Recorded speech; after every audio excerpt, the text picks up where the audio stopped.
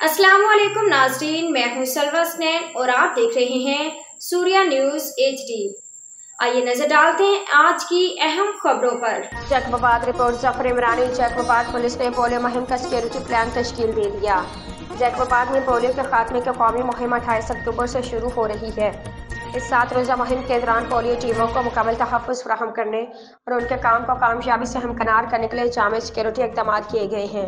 ज़िला भर में मजमूई तौर 936 पुलिस एहलकारों को सिक्योरिटी ड्यूटी पर तैनात कर दिया गया।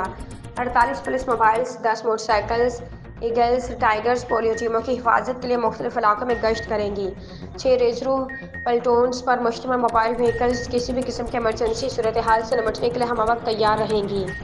SSP जैकबाबाद कैप्टन सदाम हुसैन खास के लिए की हिदायत पर बनाए गए सिक्योरिटी प्लान के तहत 936 पुलिस एहलकार और अफसरान को जिला भर के मुख्तलिफ मकामात पर तैनात किया गया है, जिनमें 10 ख़वातीन एहलकार भी शामिल हैं। ये एहलकार मुहिम के दौरान तमाम टीमों की हिफाजत को यकीनी बनाएंगे। आज के लिए इतना ही। मज़ीद खबरों और अपडेट्स के लिए देखते रहिए सूर्या न्यूज़ HD।